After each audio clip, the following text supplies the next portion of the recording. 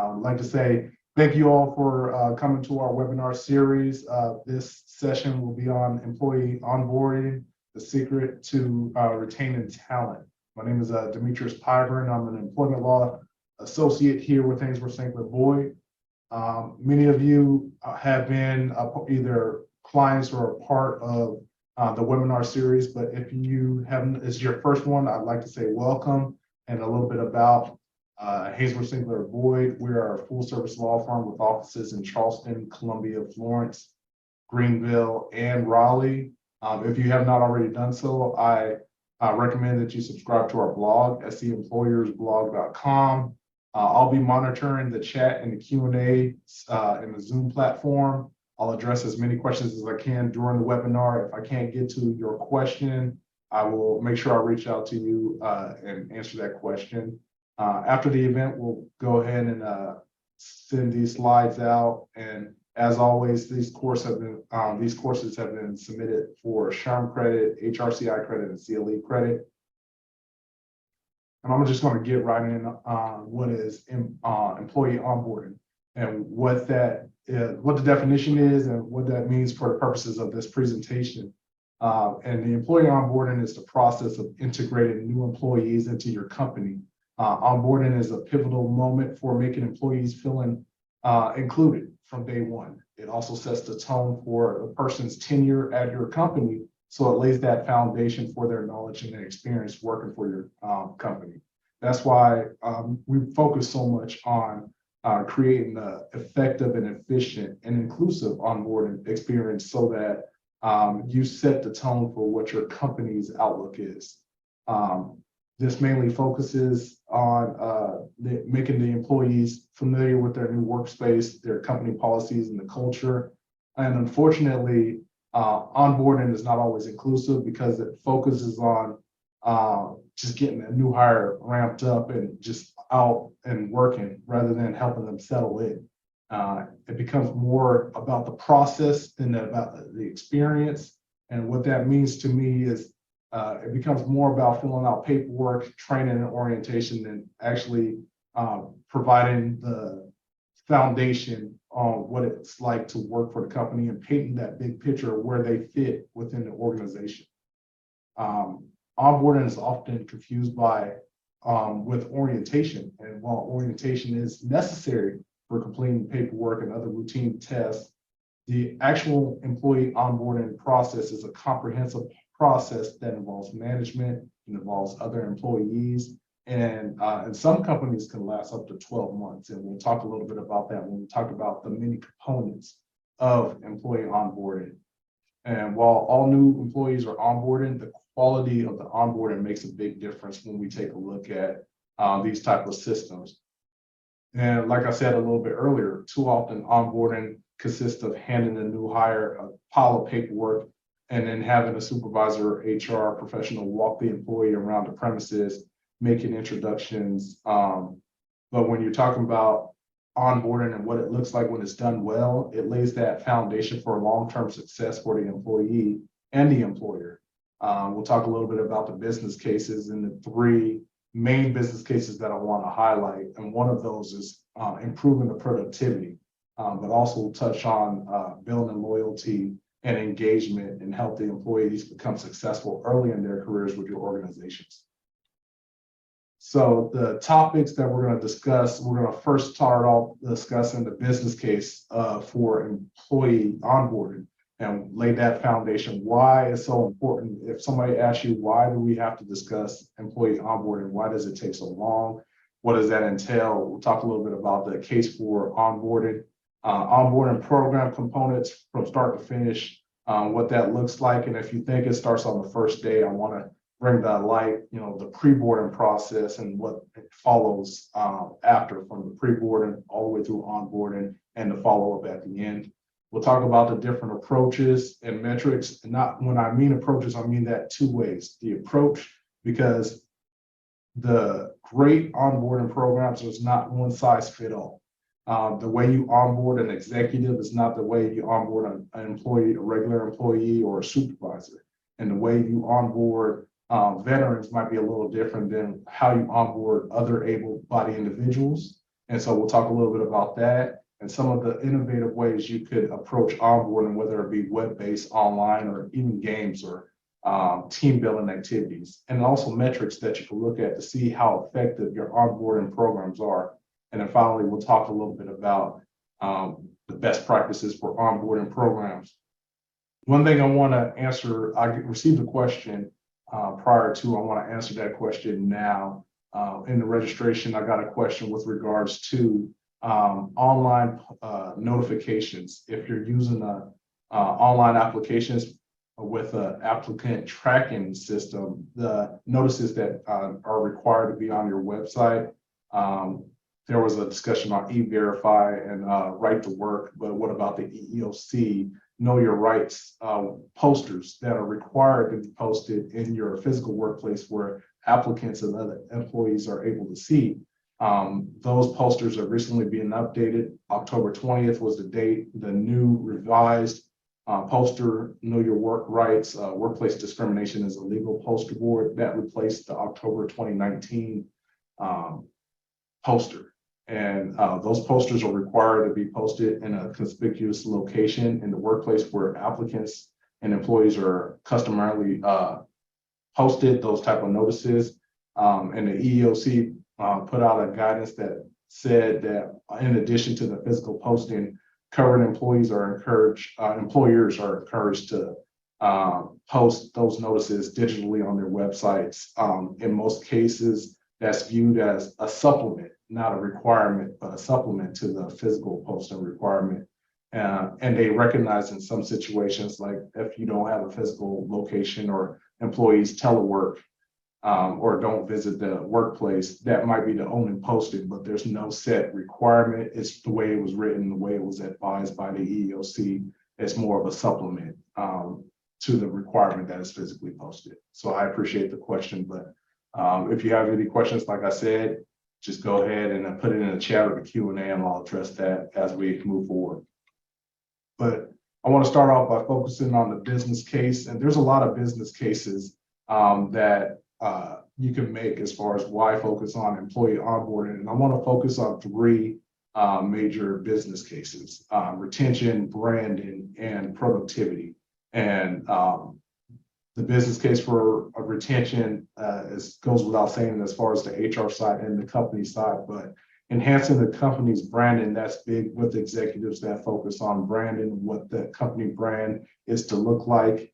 And both HR and companies alike really want to make sure that they focus on getting the highest level of productivity from their employees. And the onboarding process is a key step into enhancing and ramping up how quick a person can get productive in the company. The onboarding process encompasses the employee's first few days and weeks at work. So it's that time that you're allowed to connect, or you could connect with that individual on the workplace culture, allow them to get to know their peers and managers, and they get that first impression of your company.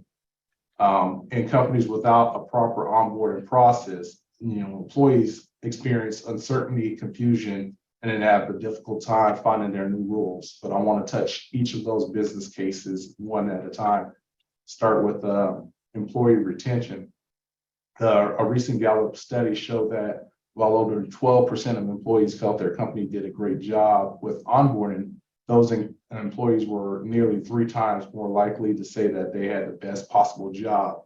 And that tracks, and that makes sense because the great onboarding programs, you get to know your employees and you get the opportunity to place them in the best position for them to be successful. I understand that hiring is a tedious and expensive process, whether it mean man hours with time, with sifting through resumes in the interview process, and even if you're using artificial intelligence to sift through those resumes, that's cost, and that's pricey and expensive. So when you hire employees, you want to make sure that you retain that top talent. And studies have shown that an onboarding process, a good onboarding process, retains up to 90% of employees within that first 6 months. And a structured onboarding program, 58% are more likely to stay with their companies longer than 3 years. So you're not looking to just hire for that revolving door. You're looking to hire employees with the intention of staying. However, 29% of new hires felt like they were prepared and supported to excel in their new roles. And this leaves a lot of room for improvement. Other studies consistently show that there's a positive correlation between engaged employees that have received that onboarding process, the effective onboarding plan. There's a positive correlation between those employees and the company's profitability, turnover rate, safety record, absenteeism, and et cetera. So an effective onboarding plan offers that ideal opportunity to boost that employee engagement.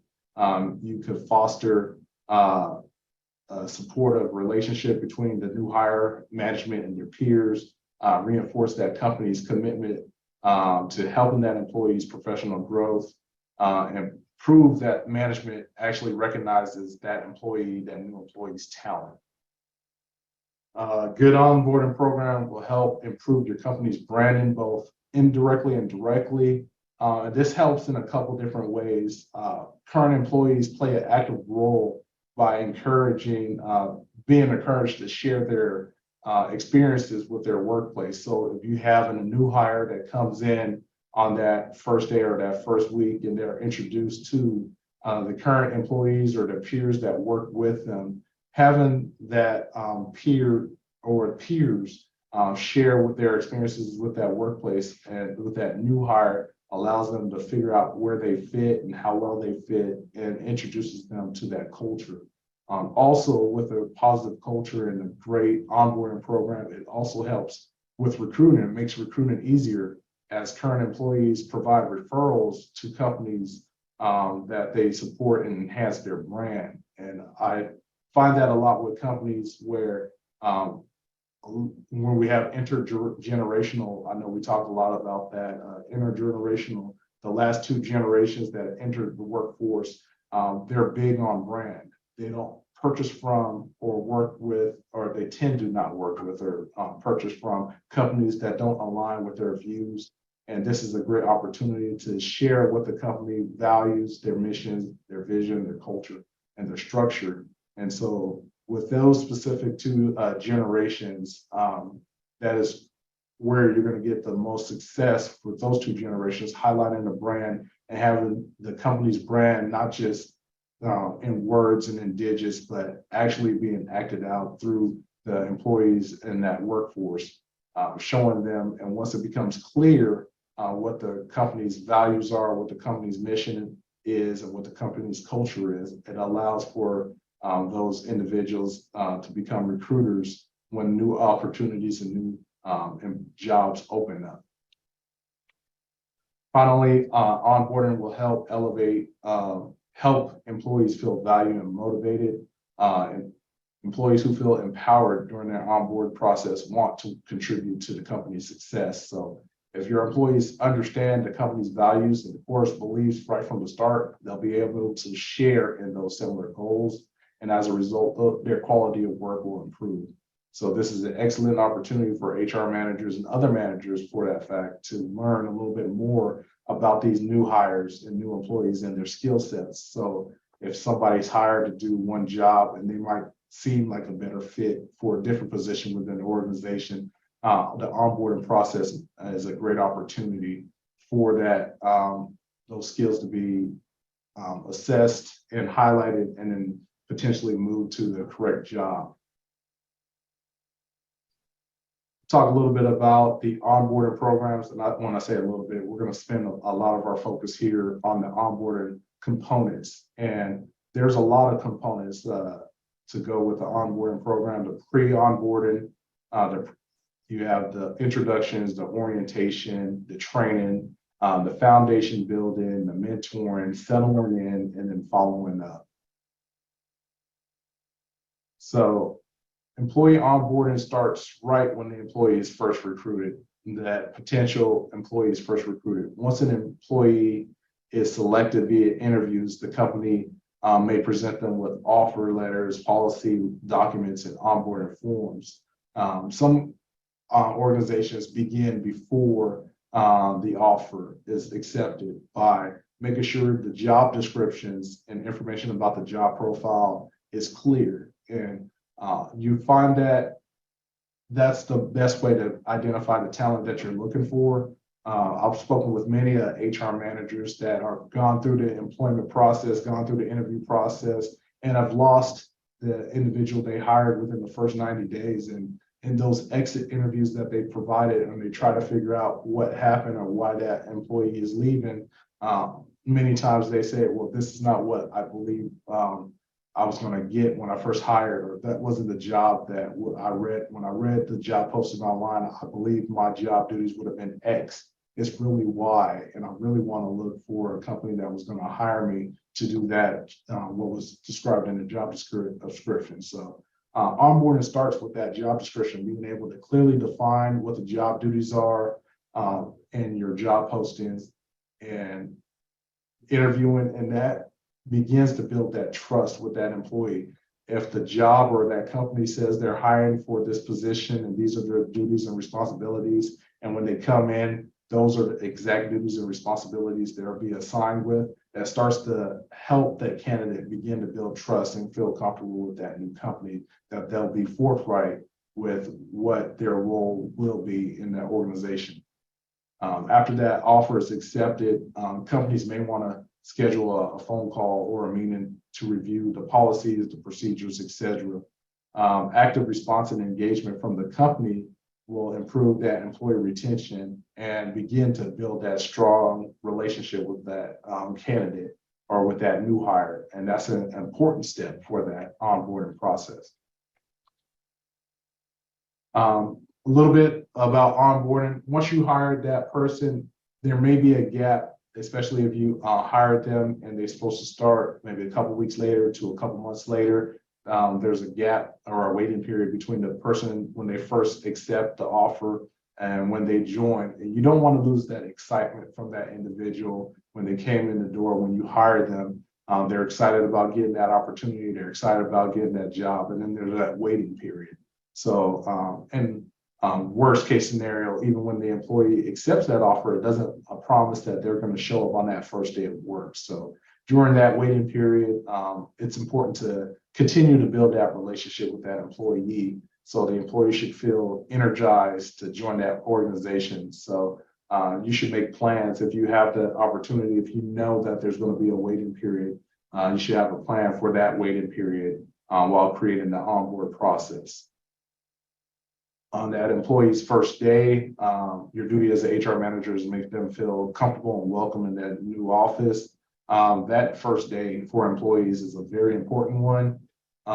They usually feel happy, excited, nervous, and there's a whole bunch of emotions that go along with being in that process.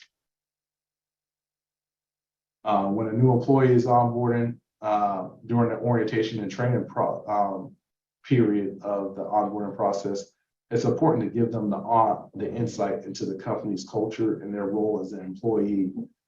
This is right. This is the opportunity to introduce them to the company's goals and provide relevant information about their team that they're going to be working with.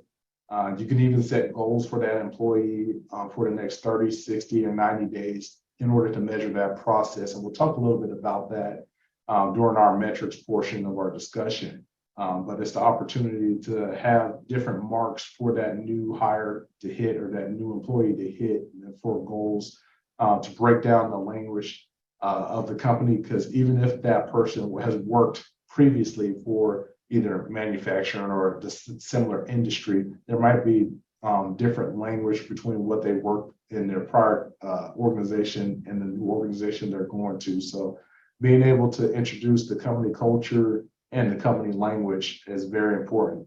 And orientation and training can bring them up to speed and get started quickly, gives them an understanding and access of how the company works.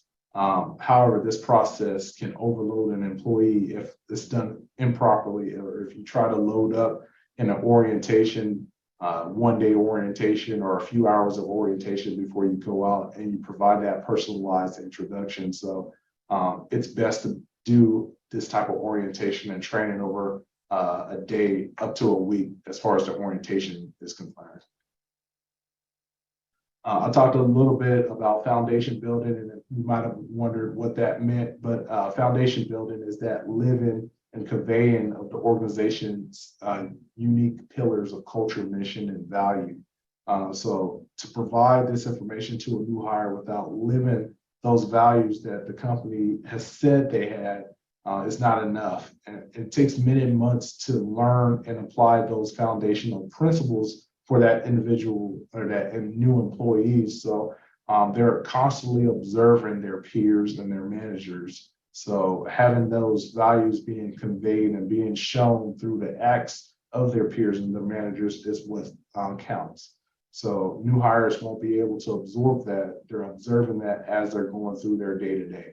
So identifying those values and those goals the company has will make it an effective onboarding program. But as you're going through trying to figure out what are our foundational values when it comes to the company and the company onboarding process, Gallup has come up with 5 main questions that should be asked during that time. And when I mean that time, that onboarding time, but when addressed, it leads to a great onboarding program that sets the employees with success. So what do we believe around here? What is the company's values and mission? That's what can be answered, what needs to be answered by the company, and what questions that are brought up by that individual new hire and that new employee.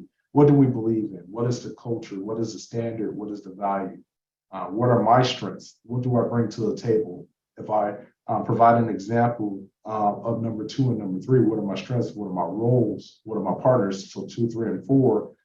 As many of you know, I'm a member of the United States Army. And so many people understand there's so many different components of the Army, so many different jobs in the Army. We're not just a fighting force. If you just take the individual infantry soldier, their role and us supporting their role as a soldier goes out and they're trained to fight, but they need the equipment. So they need supply, they need the equipment to properly fight. So that support role of the supplies will make sure that person is ready to train with the necessary equipment and make sure that equipment is there. That soldier needs to eat, so the cooks, what are their role to feed the fighting force, and they need to be transported from A to B. So you have to make sure that the drivers are there, and then that the vehicles or the planes that are being used to transport these soldiers are maintained. So everybody has a role, and to be able to understand that role and the importance of your role in the hierarchy and in the organizational structure is so important that employees want to know the big picture, paint the big picture, and allow that person to know where they fit in that organization. Not just you're just a cog in the wheel, but where do you fit and why you're so important. And an employee that truly understands why their role is so important in the organization just kind of leads them to feel like their work is being appreciated, work is being valued, and they want to do a greater job. What does my future here look like? If that employee can't answer the question of what their future looks like, they may look elsewhere for an opportunity to grow in their professional development. So if the employee can look during the onboarding program, what does it look like? What 3 years, 5 years, 10 years? Do I see myself being in this organization in the future? And those answers to those questions, not just that question, but the other all 5 questions will be important to structure that foundational building. And like I said, this is not something that can be introduced to the new hire within a few days to a week. This has to be going on many months, and you could use this as some of the goals, the 30, 60, 90 goals for the different introductions into the organization. Finally, I'll touch on mentoring and buddy system. Everybody kind of understands mentoring and buddy. Many organizations offer this in a formal or informal variety. Also that buddy system, that peer system to support that new hire. You could appoint mentors by a department manager or HR manager, or it could be a volunteer. In some companies, recent hires are assigned to be buddies to the new hires, as they have the firsthand knowledge or the most recent knowledge with what helped them the most. So when they're providing the feedback or providing that peer system, that new hire would provide information. I wish somebody would have told me X, because they were so recent in being hired. They can provide and impart that knowledge to that new hire. That buddy or mentor may be responsible for the mundane tasks, like giving directions to the restroom or cafeteria, or be involved with helping the employee understand that nuances of working within that organization. But the key is to have that mentor, that buddy, be not in a position of direct authority or acting in an official capacity, but somebody who could actually connect with somebody. So you can have that mentor be with that person, or that buddy be with that person for the period or duration of that orientation, or even a month or up to a year, depending on the length of that formal onboarding program and the personal relationships that are developed through that formal buddy process, that formal mentoring process, or even that more informal arrangements might take off from after that mentoring or peer buddy system process. I'll talk a little bit about onboarding approaches. All employees, no matter what level of their status, will need some sort of onboarding process. However, the process may be modified. And so what you don't want to see is your onboarding process being a one-size-fits-all and not making the tweaks or the modifications for your processes. So we'll talk a little bit about what tailoring your onboarding program to fit the different audiences look like. So let's start off with executives.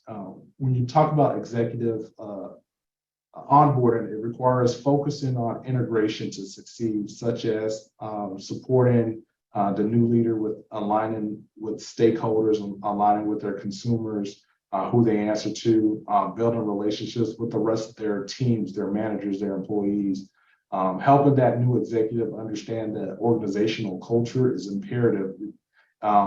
As you know, he or she who are coming in, they have to work within it, or they might have to change the culture if they're being brought in for a negative reason to help fix the organizational culture. It's imperative for them to know where it was and where they need to be. When you talk about managers, all supervisors and management employees will need a review, not only of the policies in the handbook and the programs that are offered by the organization, but how to administer or lead those programs, how to get the resources and who to talk to for those resources in order to administer some of the policies and some of the programs that are within the organization. And also how to answer the 5 questions that I talked about in the foundation building. They have to be able to answer those 5 questions or be able to train on those 5 questions to their direct reports and it'll be crucial for the success of that portion of the onboarding process. So when you bring managers and supervisors onto the fold, you want to make sure that they're able to administer those policies, but also answer the questions for those new hires that come in.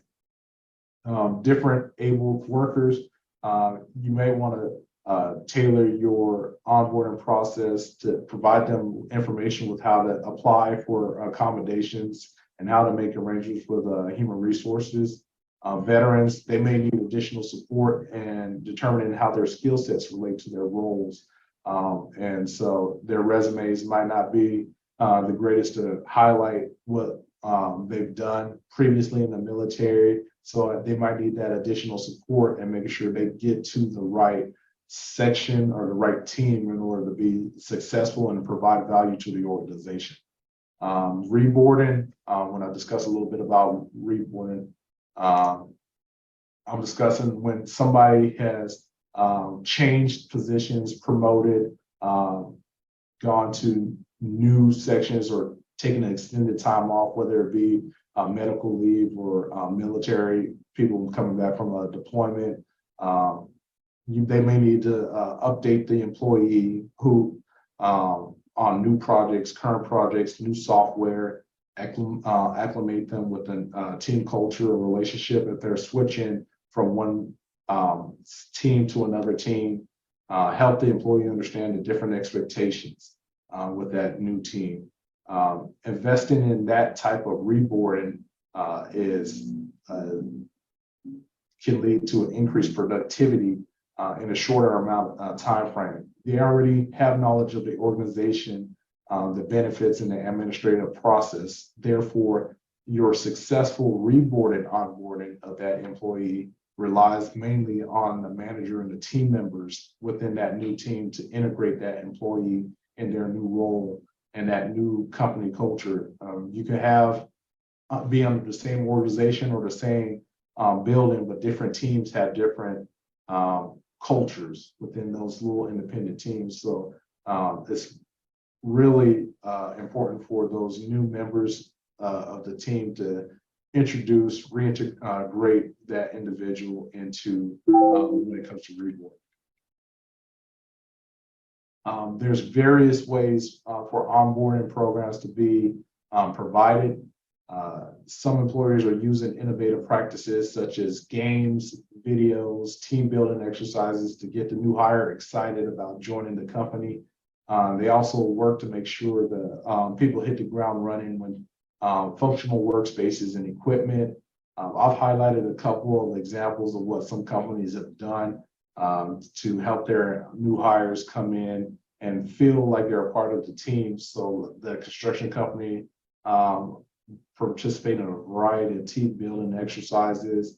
You have companies that take employees on a walking tour of the area, show retailers and show custom-made equipment in those specific retail stores. Other companies that use games as a form of their orientation or videos as a form of their orientation, where the person plays a game and they learn about that organization through those interactive games or through those interactive videos. Speaking of the web-based and the virtual training, and that's irregardless of whether the workplace is in person, whether it's fully remote or whether it's some type of hybrid model. If you have some people in office 1 day a week, 2 days a week, and then the rest at home, online onboarding has become more mainstream as time has gone on. So offering online orientation activities streamline the orientation process and the onboarding process, supports paperless documentation, and offers a way for employees and their families to access benefits and other company information at any time. So other onboarding activities can be completed around various schedules when you have something online or virtual. And it might be most helpful to self-pace for specific employees. And also that information is easily tailored for various audiences. If you have it web-based and you have so many different trainings online recorded already, you can designate which trainings is needed for each individual employee, thereby making it a more personalized experience. Onboarding metrics. Employers should evaluate their organization's onboarding strategies using a variety of metrics that's meaningful to the organization. I've highlighted some of the types of metrics that can be used. That first one, time to productivity. That metric measures the time it takes to get a new hire up to speed and contributing to the organization. And so it measures key performance indicators for each position within that company, and then indicates and measures how many days it took for that new hire to get there. And as I discussed a little bit earlier, for that 30, 60, 90-day goals, that's the perfect metric to use. This type of metric or this type of test is easy to use. If you have those type of goal setting for that 30, 60, 90 mark, having this time to productivity metric is great to have in order to see which employees are hitting the mark, what's the time it takes for the person to meet the mark. And as you use that metric moving forward, how you tailor or tweak your onboarding process to either add to or take away from those 30, 60, 90-day goals.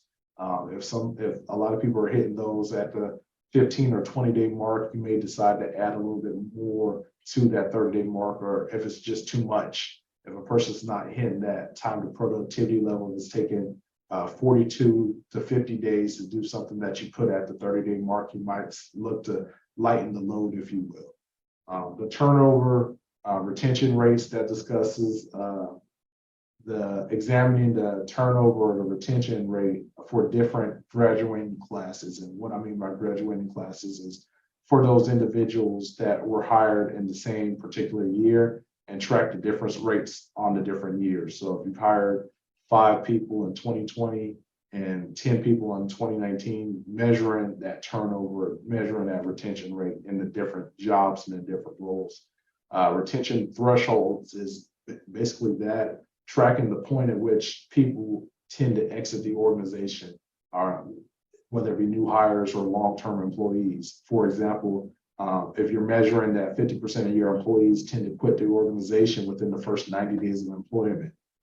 If the organization tends to lose that many people within that first 90 days, for example, that organization may want to conduct an in-depth exit interview to figure out the cause, whether it's be promises that were made and not kept, as I discussed a little bit earlier with the job description, not having a clear job description. People might have believed at the time they were being hired that they would have various roles within the organization, and that had not occurred, so they left. Whether it be a lack of a thorough understanding of the working conditions, that might be something internal that the organization wants to get on top of. So a few of the examples of what you might discover or uncover in your exit interviews. That new hires survey is to survey new hires at various intervals during their first year of employment.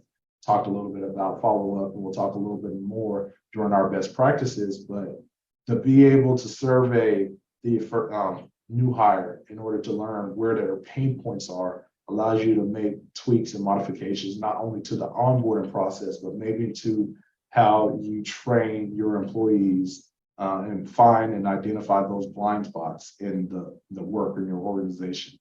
You also not only want to survey that new hire, but you also want to survey that their peer, their buddy, their mentor, employee as well, to learn what they believe is working and is not working about the process.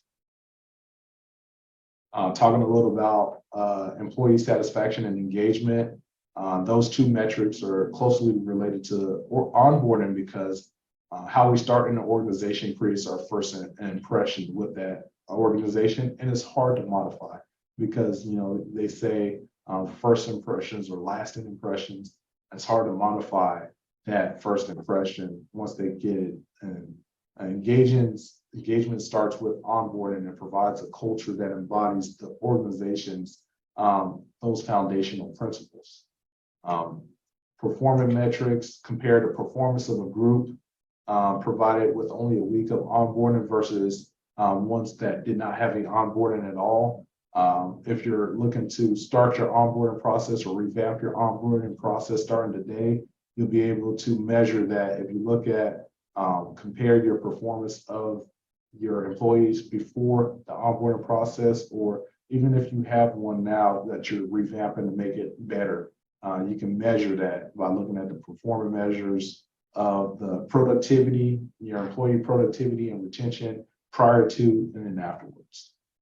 Informal feedback, especially with smaller organizations, smaller companies, employers want to gather small focus groups and conduct consistent of recent new hires, or conduct this research one-on-one, ask open-ended questions in order to get that information and determine the satisfaction not only with the onboarding process, but with the organization itself. Finished up talking about best practices. I wanted to make sure I got to best practices with enough time to go into depth with what we discussed a little bit earlier. What you can do, I have a multitude of things that you can do as you create your onboarding or revamp your onboarding process. I'll touch on most of those, but I do want to discuss a few of them right now before we go into it, because I didn't have enough to just make their own slides and time it right. They say timing is everything, and with new hires, that's especially true. Optimize your new hire starting date so you have them join at a time where they can contribute most effectively, or when their team is available and present to introduce them to their role. For example, having that new hire start over the holidays may not be the right time, and because their manager may not be there, the peers may not be there, and they'll have less of a support system. That might make them feel left out or make them feel like their arrival is less than a priority to that organization. You want to make sure you prepare the team for that new employee. Welcoming them with an announcement, either an email or in-person welcome. If you decide to send an email, add that personalized touch to the email to the new hire and explain something fun about that new hire to the other employees. Not just, this is Demetrius Pyburn, he's being assigned to the employment law team, but something about him. Before he joined the law firm, he was in the Army, has a family, this family breakdown, just little things like that. He enjoys exercise, likes Disney, or just different things, something fun, something that the other employees could hold on to and build that commonality with the other members of the team. Adding a new member of the team inevitably changes the dynamic. So preparing your team for the new hire and where they fit will be key. Not just, onboard is not just for the employee itself, but also for the ongoing employees. What is the new hire's responsibility? Who they'll be working with, who they'll be working for, report to, whether they'll be taking work from any other members of the team, whether that's lightening the load or for some type of negative reason. Unfortunately, that is a possibility. What does that handoff process look like if somebody is transitioning to a new role and the new hires coming in? What that looks like with that overlap. Announcements should explain the role, the work experience, and what they will be doing with the company. It's helpful to set that expectation that inclusivity is everyone's responsibility. So make sure that you're highlighting the fact that you want to make sure that the employees included, welcome, and make sure that everybody knows who that new person is.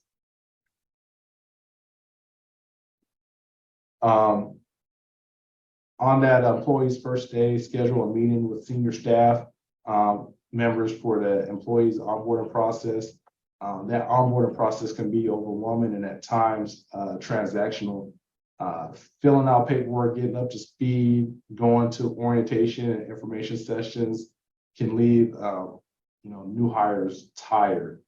So to combat this and create a welcoming environment, add that personalized touch to their onboarding experience. By providing introductions to key members in order for them to keep track with that new employee and assist them with getting comfortable with their new change. Finalize, provide introductions to people who you believe share similar interests.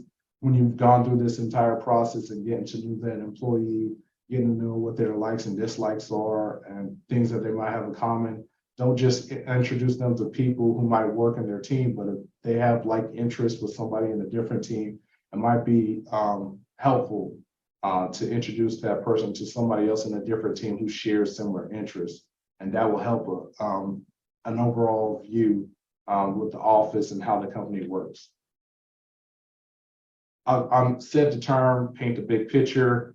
New hires need to feel like they're in the know, understanding that company's language.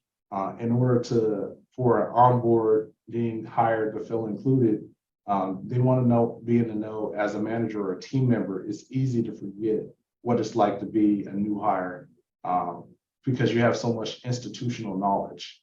So approach the onboarding process with empathy with the new teammates and appreciation for a feeling of not knowing what you don't know.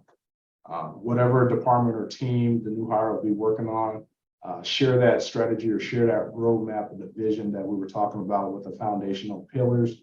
On top of that, it might be great at that time to provide an organizational chart or explanation of how the team shares responsibilities with other members of the team or other teams in order to let the new hire know how they fit into the bigger picture. Set the expectation on how the team will work together. Make sure there's sufficient training and orientation. That first week or so should be focused on training that new hire. Even if that employee has experience with the job function, they're likely to take time to unlearn their old company's processes and learn that new company process and get orientation is that vital part of that process of unlearning old habits and learning new habits. Give the employee a chance to get introduced to the company and culture. Every company speaks its own language, whether it be acronyms or specific terms that they use. It's important to help all new hires feel like they're speaking the same language as their peers and their management. So provide them with the resources to help them get under speed with the company-specific vernacular. This can take the form of a glossary of company terms or a guide on how to approach tough conversations. You can even assign a mentor or the peer, which will make it easier for them to learn that language. And that could be a part of the formal mentoring or peer buddy process where you teach the peer or that mentor what the language, how to introduce that language, the company language to that new hire. Speaking of mentoring and buddy systems, one easy step is to establish a formalized one if you don't already have one, where every new hire is paired with a longer tenured employee to show them the ropes. They're there to welcome that buddy on that first day, also towards the end of that orientation. If the HR manager is not taking them around, giving them personalized introductions, you can also allow that buddy or that peer to take them around, answer any questions, and be that resource for that person through that first few months. Consider batching new hire start dates. If you have a larger company that bring on people of a larger volume, you can batch the start dates as a way to contextualize that new hire experience.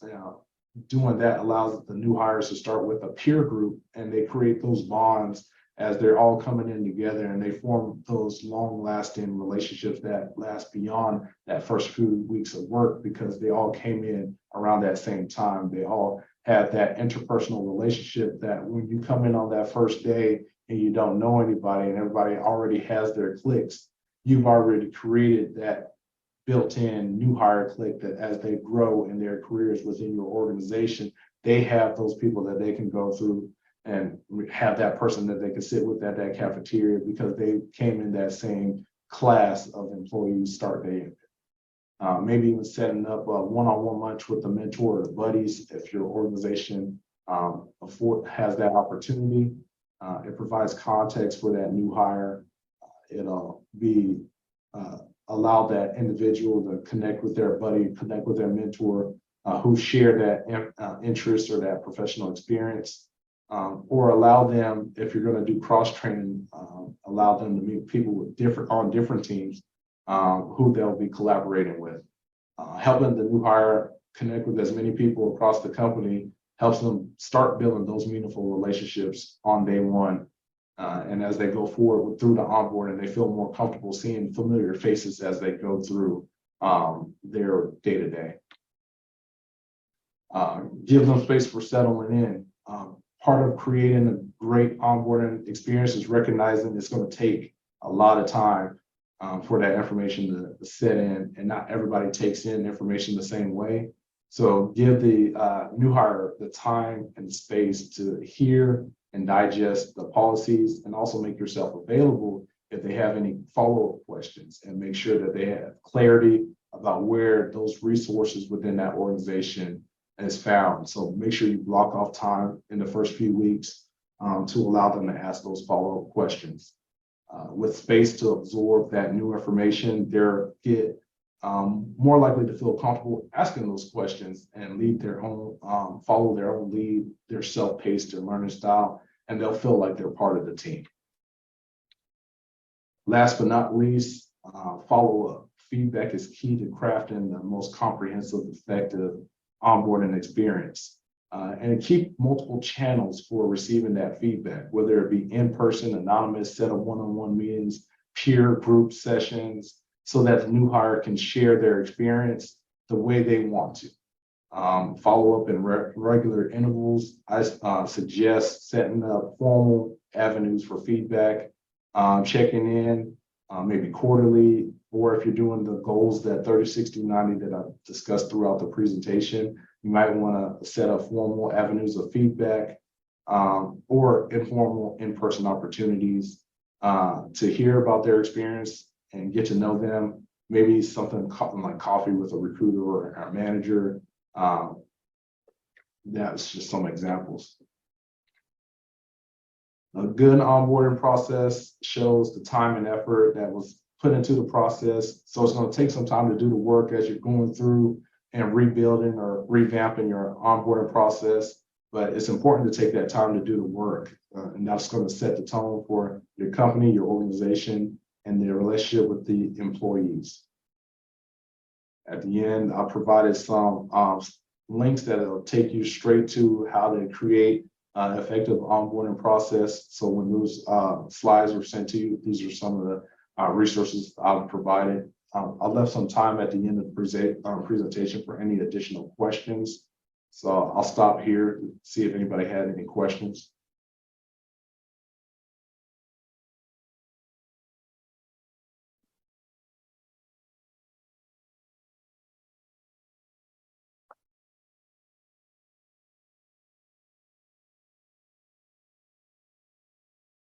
I don't see any questions, but here's my contact information. If you have any questions, feel free to reach out to me. Here's my phone number and my email address. Like I said earlier, please subscribe to our blog.